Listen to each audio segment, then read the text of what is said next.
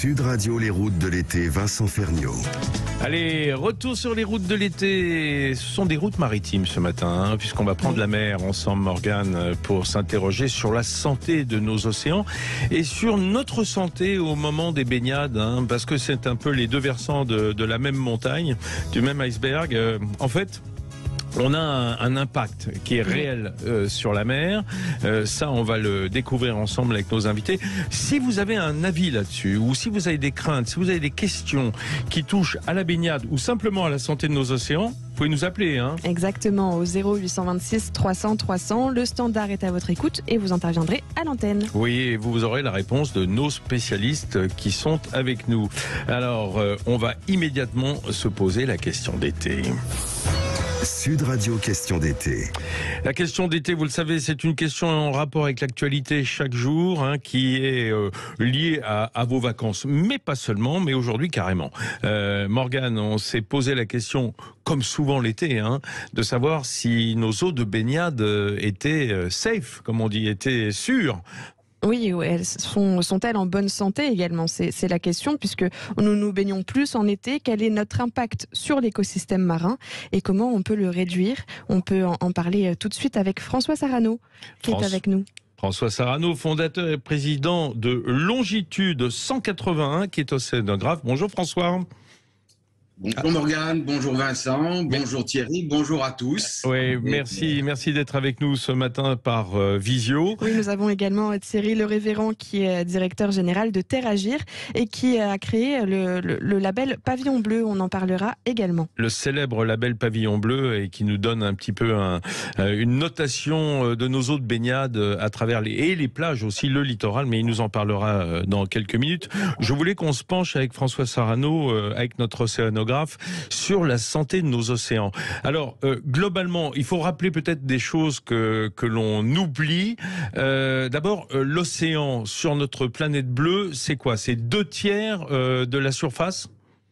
Oui, c'est 2/3 de la surface, mais c'est surtout un volume considérable. Et puis, je voudrais dire, tout est lié. Arrêtons de dissocier la terre et la mer, parce que tout ce qui est produit à terre finira un jour dans la mer, et l'eau d'évaporation de la mer, des océans, nous irrigue, nous offre sa pluie et toutes sortes de choses. Et arrêtons de dissocier les choses. Ce qui veut dire que aujourd'hui nous traitons cette question de l'eau de baignade des océans, mais c'est pas parce qu'on va s'y baigner, parce que à chaque seconde, même quand on est loin de l'océan, à Paris, à Clermont-Ferrand ou à Valence, où je suis à l'instant, j'ai une action sur l'océan, parce que je rejette des choses dans les fleuves, il y a les eaux de pluie qui emmènent tous mes polluants vers la mer, et puis je reçois de la mer à la fois les pluies et toutes sortes de microparticules, des embruns qui vont nourrir notre vie. C'est un cycle. C'est François Sarano, tout est lié. François Sarano,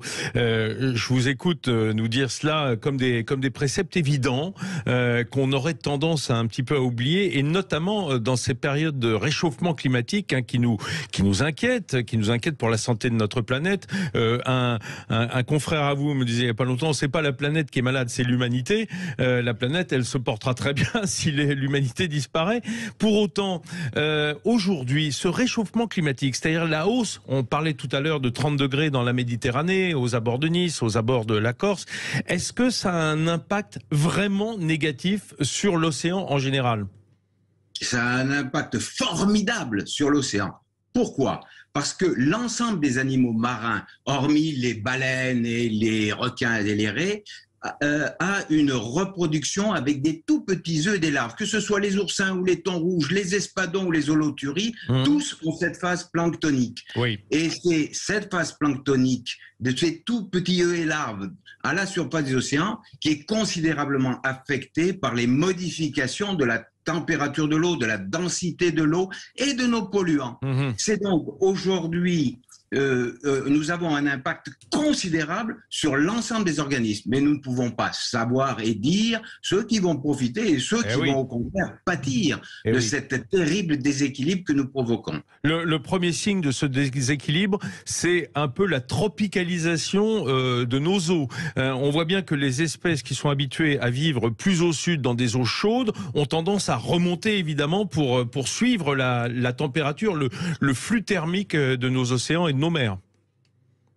Oui, c'est une évidence qu'un certain nombre d'organismes marins vont profiter de ces changements. Eux qui aiment les eaux plus chaudes, ils vont en profiter. Et les espèces que nous avons l'habitude de côtoyer, qui aimaient une eau un peu plus tempérée ou froide, vont évidemment en pâtir.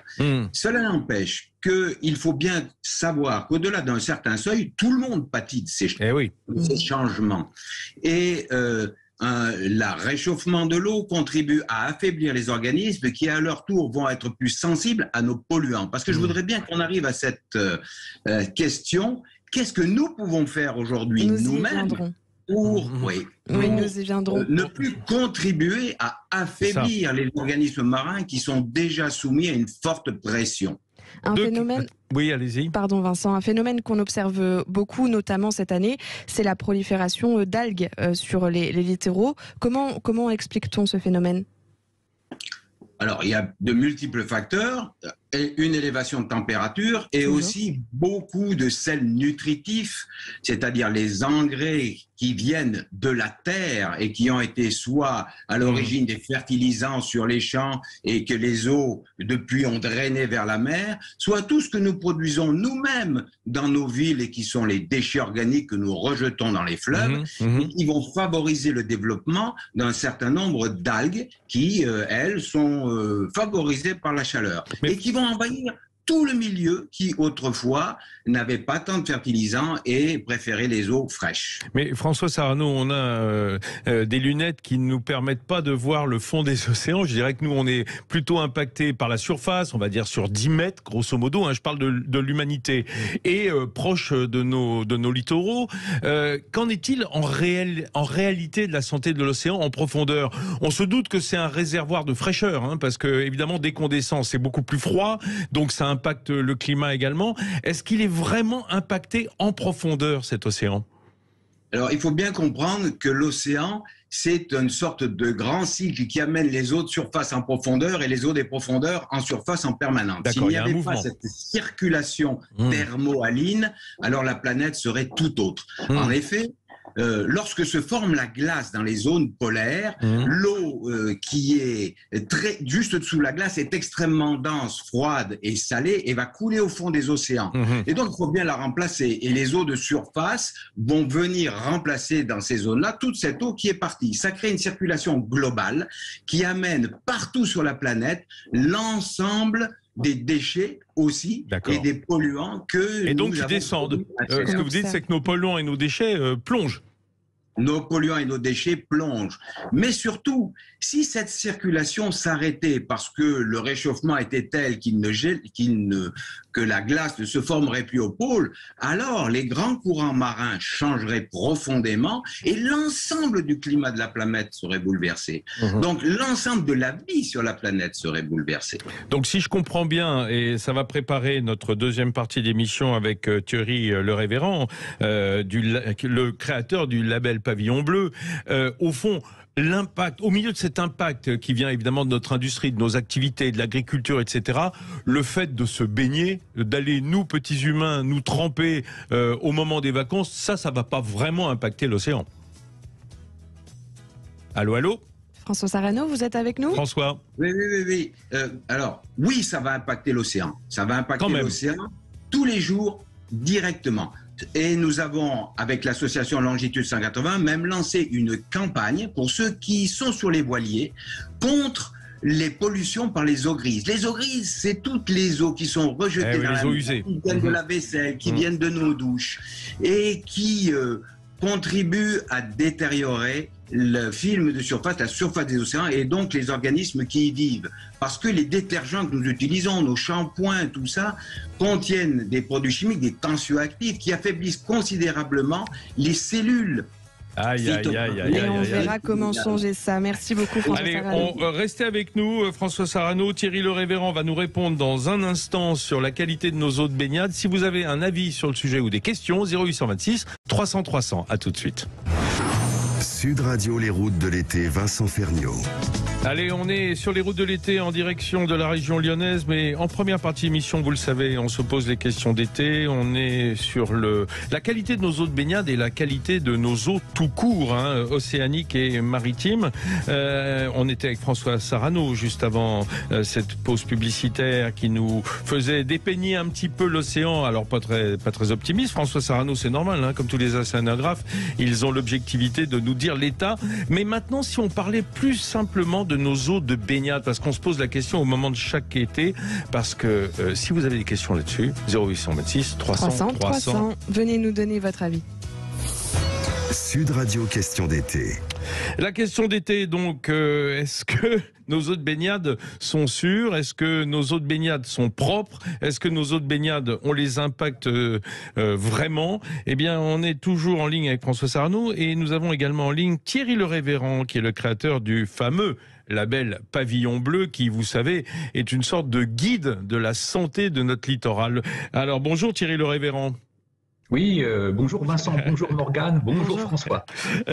Merci d'être avec nous ce matin. Le pavillon bleu, c'est vrai que c'est devenu un peu comme, dans mon secteur de la restauration, c'est un peu comme les étoiles sur les restaurateurs. C'est ce qui vient valider la qualité de nos plus belles plages et de nos plus beaux lieux de baignade. Avec ce qu'a dit François Sarano en première partie, je me disais, pauvre pavillon bleu, il passe entre les gouttes, parce que pour arriver à encore trouver des lieux de baignade où l'eau soit claire, limpide et pure, ça doit être de moins en moins facile pour vous. Oui, tout à fait. Le pavillon bleu a été inventé pour arriver à concilier les enjeux du tourisme, le plaisir de la baignade, qui aussi, il faut le rappeler, c'est un bienfait social. On en a toutes et tous besoin, et les enjeux de l'environnement. Et vous avez raison, Vincent, les choses se durcissent un petit peu, et je pense que le futur va encore se durcir, puisqu'on est en présence de changements importants. Et la qualité de l'eau, elle est à notre image, comme l'a dit François. Elle est affectée, et elle peut être affectée par de nombreux paramètres, et elle le sera, je pense, plus encore dans le futur. Ce qu'il faut savoir, c'est que dans la notation du pavillon bleu, n'intervient pas évidemment que la qualité de l'eau de baignade. Il y a tout l'environnement de la plage, du littoral, de l'accueil. Absolument, vous ne serez pas surpris en entendant que finalement la qualité de l'eau de baignade est absolument déterminée par plein d'autres facteurs qui se jouent tous à terre et en lien avec les activités humaines. Donc le pavillon bleu considère aussi la qualité de l'assainissement qui va être déterminante en amont, mais aussi la gestion des déchets, mais aussi la gestion des espaces naturels, mais aussi les formes de mobilité qu'on va utiliser pour venir à la plage, etc. Donc là, on a 60 critères qui forment un tout cohérent pour considérer la plage comme un écosystème. Ça fait combien de temps que ça existe, le pavillon bleu ? Ça va bientôt faire 30 ans. 30 ans. Vous avez de plus en plus de difficultés à recruter. Est-ce que c'est une démarche volontaire de la part des communes et des plages, ou est-ce que vous vous baladez comme un guide gastronomique un peu au hasard de vos balades ? Alors c'est une démarche absolument volontaire. On ne force personne, et ça commence toujours par une collectivité, une ville qui souhaite qui demande le pavillon en fait bleu. votre visite. Oui, qui le demande. Absolument, qui le demande. Il faut être candidat et remplir les critères déjà dans un premier lieu. Absolument. Et une fois qu'on est candidat et qu'on se soumet à la grille des 60 critères, nous on va sur le terrain et on va à la rencontre de toutes les collectivités pour vérifier à la fois et sur dossier, mais aussi sur le terrain, donc l'adéquation avec les critères. Et on en profite pour donner aussi beaucoup de conseils. Oui, mais ça veut dire qu'on peut le demander et ne jamais l'avoir, par exemple. Absolument. D'année en année, vous avez des communes qui peuvent le demander. Il y en a sûrement que vous avez en tête, qui, année après année, espèrent le pavillon bleu et ne l'obtiennent jamais.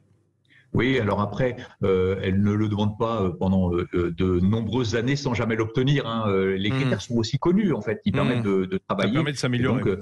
Et permettent de savoir aussi, pour éviter d'aller sur un dossier qui va échouer. Et de tendre vers le meilleur et pouvoir se voir décerner le fameux label Pavillon Bleu. Vous opérez des campagnes de communication auprès du public également, puisque c'est important pour les communes, pour les ports de plaisance de l'obtenir, notamment pour faire venir et être bien vu de la population également. Est-ce que auprès de cette population, vous effectuez des campagnes de communication ? Oui, en fait, on essaye de communiquer à travers un dossier de presse et une campagne de communication chaque année, valoriser les destinations, encourager les touristes à choisir ces destinations, parce que nous savons que tous les équipements, les services, les aménagements ont été faits pour faire en sorte que la baignade soit, on va en parler je pense dans un instant, la plus sûre possible, mais aussi avec un impact le moindre possible sur l'environnement. Dites-moi, l'année dernière, on en a beaucoup entendu parler, des méduses sur certaines zones. On va demander à François Sarano si c'est impacté par la chaleur. Est-ce que, par exemple, si tout d'un coup il y a une invasion de méduses sur une plage ayant le pavillon bleu, dans une commune ayant le pavillon bleu, vous avez des systèmes pour suspendre pendant un instant, parce que on peut pas inciter les gens en leur disant la qualité d'eau de baignade est extraordinaire avec un événement ponctuel comme celui-là. Bien sûr. Alors nous, on l'a pas dans les critères. Il n'y a pas de critères anti-méduses. Par contre, on fait aussi algues vertes. Là oui, tout à fait. C'est-à-dire que on a des dispositifs qui garantissent que la commune va avoir des plans de prévention en cas de risque avéré pour la baignade. Et bien sûr, s'il y avait un épisode absolument anormal de méduses, elle prendrait les dispositions pour protéger les baigneurs. Pavillon bleu ou pas. François Sarano, alors on a différents événements qui sont effectivement liés à la conjoncture, qui sont pas de façon structurelle dans les communes et sur le littoral, type méduses, type les algues vertes, type des pollutions, par exemple suite à des inondations où on peut avoir des déchets qui arrivent à la mer. On pense évidemment au drame de la Vésubie avec tout ce qui a été charrié dans la Méditerranée. Tout cela est prévisible et tout cela est lié à un réchauffement climatique global ?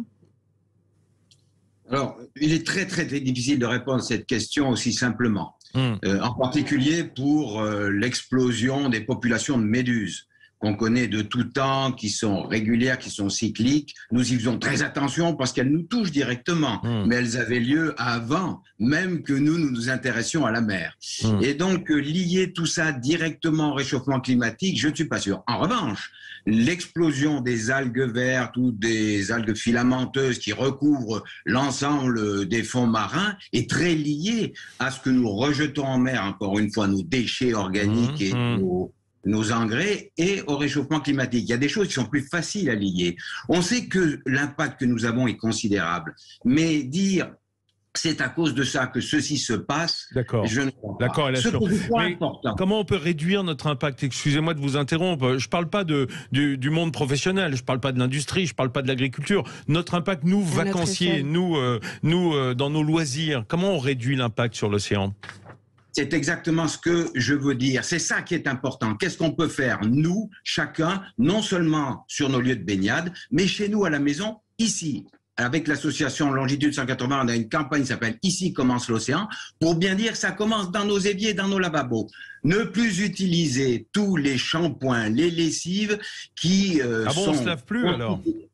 Non, on se lave très bien. Il y a des tas de shampoings, de liquides vaisselle solides qui évitent tous les produits chimiques qui ne servent pas directement à laver et qui sont des supplétifs tout à fait inutiles et très toxiques pour la vie de l'océan.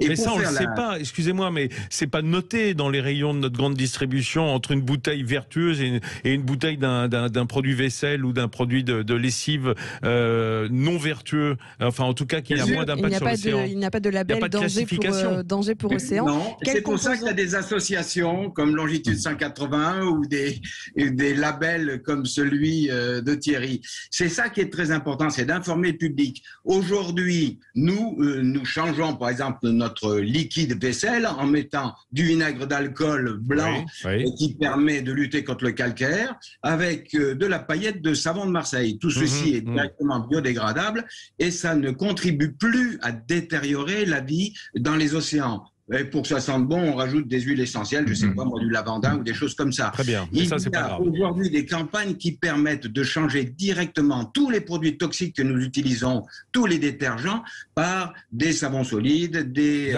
D'accord. Il faut changer les emballages plastiques. Ah bah ça oui, et puis il faut changer nos habitudes. On a avec nous un auditeur de Paris, c'est Guy, qui voulait intervenir. Guy, bonjour. Oui, bonjour Sud Radio, bonjour monsieur. Merci. Une question ou une remarque? Une question. Savoir s'il y a une démarche très préférentielle envers les écoles. On l'a bien vu dernièrement, les jeunes sont très très attachés à l'écologie, au changement de climat. Donc c'est le moment d'en profiter, de s'appuyer sur cette génération de jeunes et de moins jeunes, même les tout petits, sont capables de comprendre ce qui se passe. Et voilà, parce que les enfants, ils discutent avec les parents, ils argumentent, surtout dans cette époque, ce sont les enfants qui sont rois presque, donc quand ils disent quelque chose, quand ils exigent, bien sûr. cet enseignement peut dire aux enfants, exigez de vos parents qu'ils arrêtent d'utiliser ces produits toxiques pour le ménage, par exemple. Ils sont plus écologistes que vous, c'est vrai, que vous et nous, enfin, que la génération des parents. Faire des enfants ils nous poussent un petit peu à être vertueux. Alors, je vais demander à Thierry Le Révérend, par exemple, le pavillon bleu, c'est très bien de l'afficher sur les plages, mais est-ce qu'on explique aux enfants ce que c'est et ce que ça implique ? Alors, dans l'ensemble des critères, en fait, il y en a qui sont spécialement dédiés à la sensibilisation pour faire en sorte que les touristes comprennent mieux l'écosystème dans lequel ils mettent les pieds. Je le dis régulièrement, aller à la plage, ce n'est pas une piscine, c'est un milieu vivant. Donc, une destination pavillon bleu participe à cette sensibilisation. Il faut savoir aussi qu'il y a une démarche qui existe au niveau national qui s'appelle les aires marines éducatives et qui encourage à faire en sorte que le littoral soit un espace d'éducation, d'apprentissage pour les écoles et qu'elles aillent à la rencontre de leur écosystème. François Sarano, excusez-moi, mais le temps file comme l'eau entre les doigts.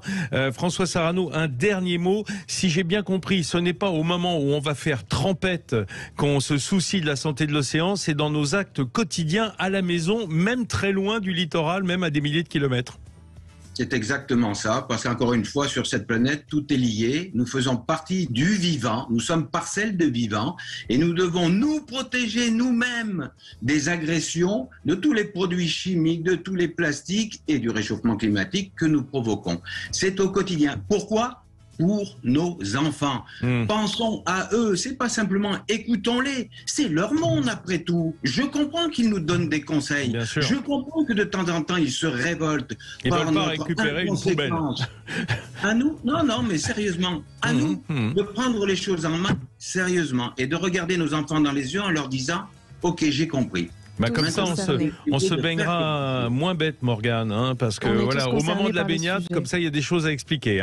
Pas juste faire trempette et taper dans le ballon, mais peut-être expliquer le milieu vivant qui nous entoure quand on a les pieds dans l'eau, les pieds et le reste. Il faut bien le situer. Allez, merci beaucoup, messieurs. Merci François Sarano, je rappelle, océanographe de l'association Longitude 181 et Thierry Le Révérend, le pavillon bleu que l'on suit évidemment assidûment tous les étés. On va se retrouver dans un instant. Belle journée, oui. Au bord de l'eau, j'espère. On va se retrouver, on sera au bord de l'eau, mais en Saône et en Rhône. Oui, ce ne sera pas la mer. C'est une eau différente. Mais enfin, il faut la traiter de la même façon.